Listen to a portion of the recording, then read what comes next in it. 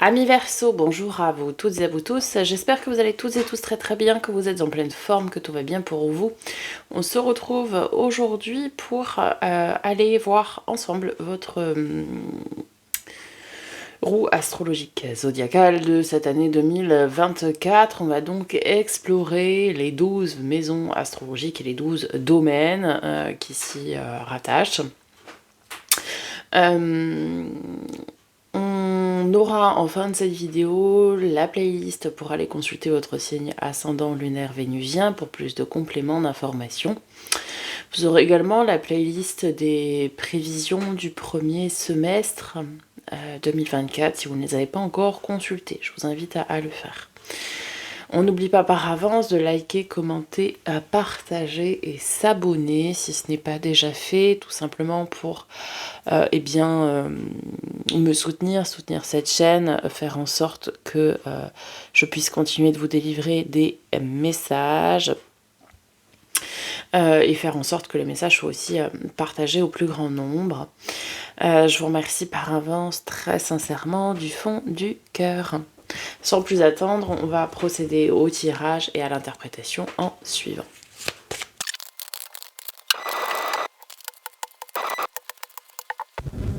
Allez, c'est parti. Tout de suite en maison 1, la maison de nos amis les béliers, votre personnalité, votre vitalité d'un point de vue général et l'image que vous allez renvoyer et projeter aux autres cette année. Ok. La tour, donc clairement vous êtes dans une énergie de changement et vous allez même dégager cette énergie aux yeux des autres. Vous voyez, vous allez incarner finalement cette énergie du changement, du bouleversement, du chaos et de la remise en question. Vous allez tout bouleverser cette année autour de vous et c'est l'image que vous allez aussi projeter aux yeux des autres.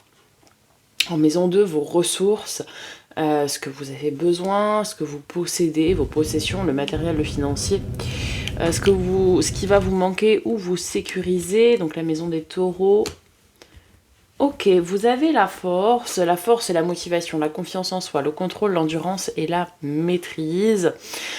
Ça veut dire qu'en termes on va plutôt parler de ressources, vous avez suffisamment de motivation, de confiance en vous et de courage pour aller chercher et obtenir peut-être ce qui vous manque. C'est-à-dire que si vous manque quelque chose, vous allez être en capacité de travailler dur, de travailler avec beaucoup de courage pour pouvoir aller chercher ce qui vous manque. Vous voyez, vous n'allez pas avoir cette peur du manque, au contraire, vous avez confiance en vous et vous savez que si vous manque quelque chose à un moment donné, vous allez avoir les ressources nécessaires en vous pour aller chercher ça. Vous voyez, il n'y aura pas de manque en tant que tel. Mais si à un moment donné, il y a un besoin financier par rapport à quelque chose, par rapport à des inconvénients ou des aléas, eh ben, vous allez faire ce qu'il faut, faire, je sais pas moi, des heures supplémentaires, travailler un peu plus à votre développement d'entreprise, ou bref, vous allez faire ce qu'il faut pour obtenir plus et pour pallier à ces dépenses et ces aléas s'il y en a cette année. Ok. En maison 3, la maison des Gémeaux, tout ce qui va être attrait à la communication, que ce soit la communication à autrui ou votre propre communication intérieure, hein, l'exploration intellectuelle. Le pendu.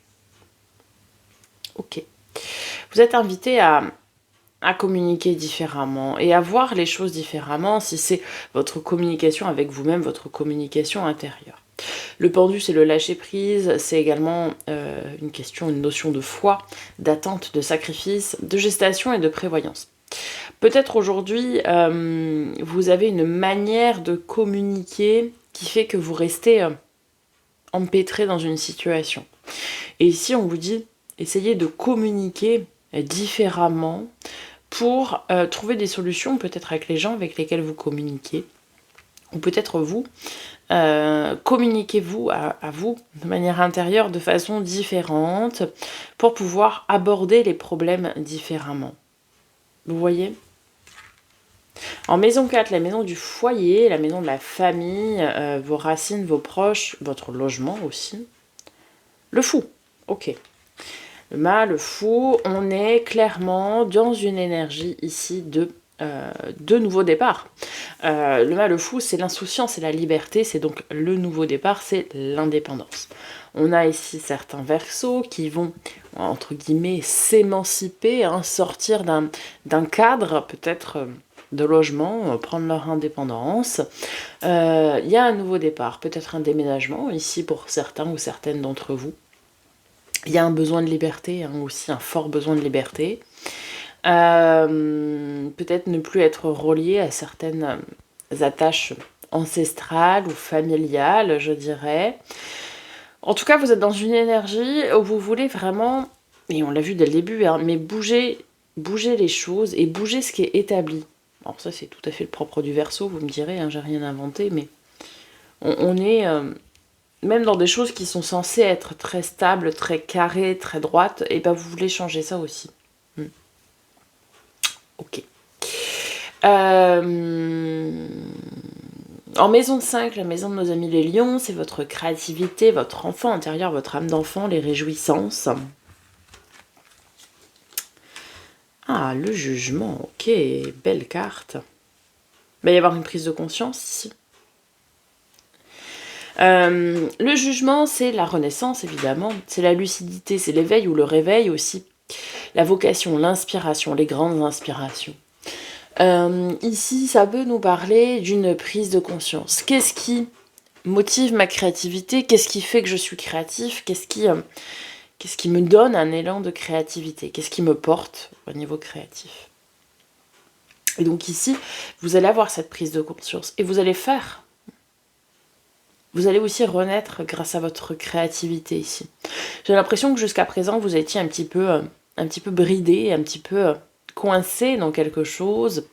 Et là, cette année, vous allez entre guillemets, sortir de votre coquille, renaître. Vous allez changer ce que vous êtes fondamentalement. Enfin, non, vous n'allez pas changer ce que vous êtes fondamentalement, puisque ça reste vous, mais vous allez changer votre manière de paraître aux yeux des autres. Vous voyez ? Et c'est ça aussi, hein, cet esprit de la tour. C'est ce changement que vous allez paraître aux yeux des autres. En fait, vous allez révéler aux autres ce que vous êtes vraiment au fond de vous. Et ça va certainement passer par ce côté très créatif que vous avez. Maison 6, la maison du train-train quotidien, la routine, les habitudes, le bien-être aussi d'un point de vue général, donc en maison de la Vierge. Ok, le soleil. Très très belle énergie, ça nous parle de joie, de succès, d'optimisme, de rayonnement, de ce côté chaleureux aussi, de bonheur, d'énergie, de clarté, de paix. Bon, vous aurez compris. Dans cette maison-là, c'est plutôt très rayonnant, très solaire forcément, hein, à l'image du soleil. Je dirais que tout va bien, tout roule. On ne change pas une équipe qui gagne. Maison 7, maison des balances, la maison des partenariats, des relations et du couple, si vous êtes en couple. Ok, très bien. On a le monde. Le 20, le 19, le 21, là ça se suit, c'est très joli. Le monde, c'est cette phase d'accomplissement, de plénitude, de réussite, de bonheur et de cycle. Je vous dirais que dans vos relations, ça va bien. Dans vos partenariats, alors ça peut être au travail, hein, où ça va bien. Si vous êtes en couple, ça va très bien dans votre couple. J'ai juste ce sentiment que vous avez ce besoin d'émancipation dans votre couple. Vous avez besoin de ne pas paraître aux yeux des autres comme étant un couple, mais comme étant deux personnes qui forment un couple. Vous voyez, souvent on dit un plus un. Le couple, c'est deux personnes qui ne font qu'un. Non, ça reste deux personnes. En fait, le couple, c'est une personne plus une personne qui font une troisième personne, une troisième entité finalement qu'est le couple. Mais c'est pas une personne plus une personne fait une seule et même personne. Vous voyez ce que je veux dire ? C'est vraiment cette énergie-là que vous dégagez. Donc ici, dans vos relations, on est bien. C'est la réussite, c'est le bonheur, c'est la plénitude, c'est l'accomplissement. Donc vis-à-vis de vos partenariats, que ce soit des partenariats de travail, des relations de travail, etc., ça va très très bien. Si vous êtes en couple, ça va très très bien aussi. On nous parle aussi d'une fin de cycle. Alors si vous êtes célibataire, ça peut être la fin d'un célibat pour votre accomplissement, votre plénitude, et vous réussissez à vous mettre en couple ici. Hein, parce que ça nous parle de bonheur aussi. En maison 8, la maison des scorpions. La maison des épreuves, des difficultés, des grandes transformations. Ouh. Ouh. Vous avez le pape. Le pape, la spiritualité, la sagesse, les conseils, les traditions, l'obéissance aussi, forcément. C'est aussi la carte des contrats. Il y a des contrats ici qui vont changer beaucoup de choses pour vous cette année, hein, clairement. Il y a peut-être des difficultés face à l'obéissance, face à une certaine forme d'autorité, hein, c'est ce que ça peut nous dire. En tout cas, vous suivez les conseils qui vous sont donnés et il y a des contrats. Alors, contrat d'âme, contrat de travail, je ne sais pas. Prenez ce qui résonne avec vous uniquement. Il y a cette notion de contrat, même spirituel, hein, pour certains aussi, qui va vous ouvrir une certaine voie de la sagesse et surtout qui va être la voie de votre transformation. Il y a des contrats qui vont tout changer cette année pour vous. Encore une fois, que ce soit un contrat de travail, un contrat d'âme, un contrat spirituel. Il y a des signatures de contrat ici. Ce sera la clé de votre transformation. Maison 9, la maison de nos amis les Sagittaires, les connaissances, les savoirs, l'apprentissage, la spiritualité. Hein. Ok. Très bien ça.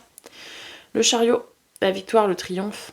On nous parle de réussite à des examens, si vous passez des examens ou des concours, vous réussissez à apprendre, vous réussissez à progresser, à vous former peut-être aussi, parce que le chariot c'est le succès, la victoire, le triomphe, le progrès, les réussites, les grandes avancées, les actions que l'on mène hein, pour avancer. Donc oui, c'est une carte dans laquelle il y a beaucoup de succès, de gloire et de réussite. Donc ici, pour tout ce qui est de ce domaine-là, alors, vous apprenez spirituellement aussi, on sent une certaine forme de maturité spirituelle, probablement grâce au contrat que vous allez signer cette année. Et puis cette envie profonde de changement que vous avez. Ça nous dit que oui, vous allez réussir à des examens, à des concours, ce genre de choses, si vous avez besoin d'en passer, ça va y aller. Au niveau professionnel, la maison des Capricornes, hein, la maison 10, donc tout ce qui est travail, statut social, ambition, réussite, réputation et ou travail intérieur, hein, si vous ne travaillez pas, ça concerne le travail intérieur. Ah bah ouais. La mort. Alors, très bonne carte, hein. Pas de panique, très positive. La mort, c'est la transformation. C'est le changement, c'est la fin de quelque chose. Oui, c'est peut-être la fin d'un contrat de travail, mais c'est peut-être la fin d'un CDD pour un CDI. C'est-à-dire qu'on est sur une fin, une libération pour quelque chose de meilleur, pour une renaissance. Hein. Attention, l'arcane 13, c'est une transformation, une transmutation. On passe de quelque chose qui était peut-être parfois difficile, même à l'image de la 10 d'épée, à quelque chose de meilleur. Oui, c'est la fin d'une période de chômage, la fin d'un CDD, la fin d'un CDI dans lequel vous n'étiez plus très bien, ou plus bien du tout d'ailleurs, mais pour quelque chose de mieux.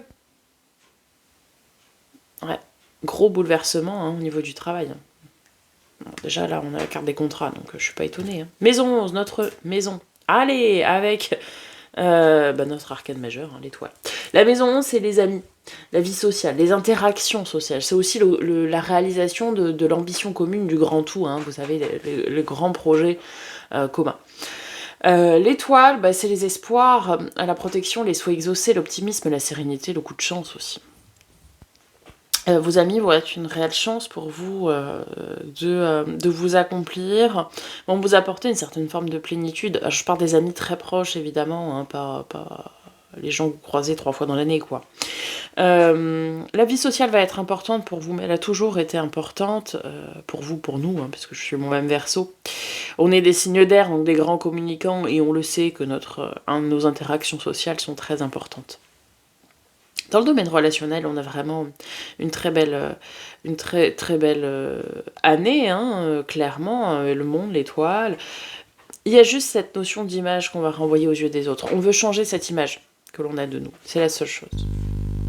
Et maison 12, la maison de la santé, de l'inconscient, des secrets, des talents cachés. On retrouve la lune.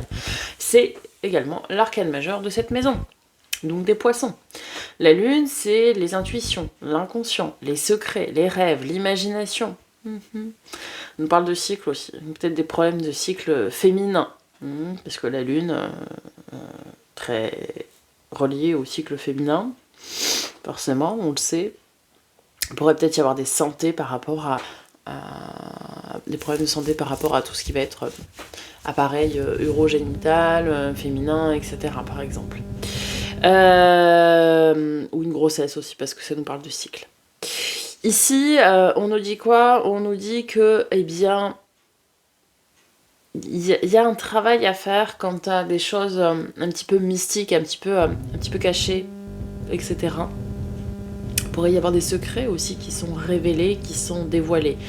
Vous rêvez grand, vous rêvez beau, les Verseaux. Maintenant, il faut le mettre en application aussi. Bon, gros bouleversement au niveau du travail, mais très positif. Attention, très très positif. Attention à votre façon de communiquer cette année. Voilà mes Verseaux, j'espère que ça vous aura parlé, que ça vous aura aidé. N'hésitez pas à me faire un petit retour. Je vous souhaite une magnifique année. Je vous dis à très bientôt pour de nouvelles vidéos. Ici pour vous abonner, ici les 2 playlists. Et puis en attendant, prenez soin de vous.